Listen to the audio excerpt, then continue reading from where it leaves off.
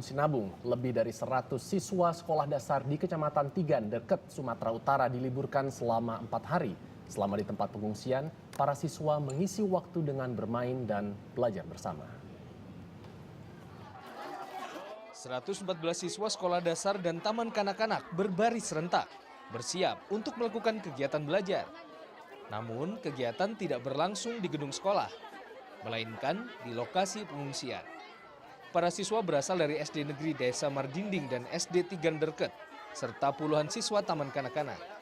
Kegiatan belajar sembari bermain diadakan sejumlah guru dan tokoh masyarakat untuk membantu anak-anak mengurangi rasa trauma akibat erupsi Gunung Sinabung. Guru semua, untuk mengadakan guru semualah supaya jangan pikiran anak-anak ada merasa takut, makanya bikin kegiatan seperti ini. Selain mengisi waktu luang, kegiatan ini juga untuk menggantikan proses belajar mengajar di sekolah yang ditiadakan mulai hari Senin hingga Kamis. Di tempat pengungsian, siswa memperoleh bantuan peralatan tulis menulis. Buku, penggaris, pensil, bolpen. Senang nggak? Senang. Untuk apa itu? Nulis, Untuk apa dikasih itu? belajar. Belajar. Fasilitas buku serta alat tulis menulis dibagikan oleh petugas posko pengungsian Pasar Tigan Derket. Peralatan merupakan sumbangan berbagai pihak yang prihatin akan nasib para siswa di pengungsian. Yono Syahputra melaporkan untuk NET. Berdasarkan data dari Kepala Pusat Data Informasi dan Humas BNPB, Sutopo Purwonugroho, saat ini ada 1.600 jiwa pengungsi yang tersebar di 4 titik.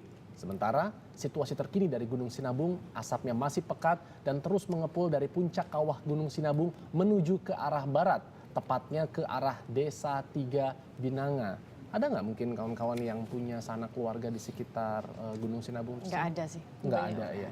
Karena memang ini terus-menerus ya menjadi satu permasalahan hingga saat ini ya. Tapi senang loh, maksudnya melihat adik-adik yang walaupun dalam keadaan ya boleh katakan sulit ya, tapi masih punya semangat gitu ya untuk terus belajar gitu. Itu menjaganya itu memang nggak mudah ya. Iya, karena memang belajar kan tidak perlu selalu di ruang kelas.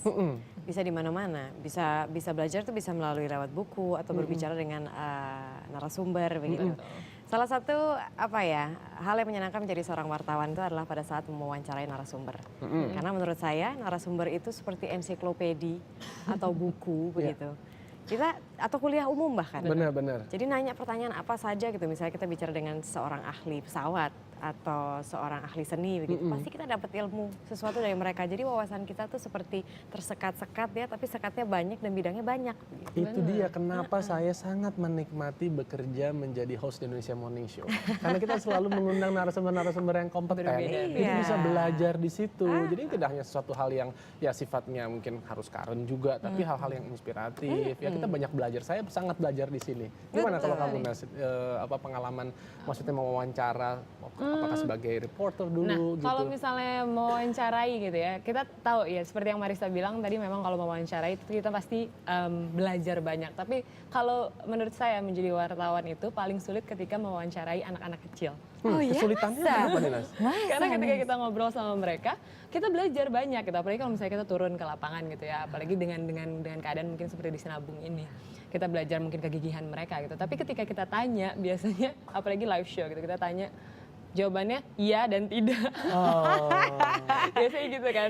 Tapi ini penting sekali juga untuk relawan mungkin yang ingin berbagi rasa bersama dengan anak-anak ini. Sangat dibutuhkan sih. Karena kemarin juga melihat sedikit liputan mengenai Gunung Sinabung. Memang sudah ada gitu bantuan-bantuan logistik. Tapi memang relawan-relawan seperti ini yang diperlukan, apalagi mengetahui kalau mereka sulit untuk datang ke sekolah gitu ya, mendapatkan ilmu-ilmu ini.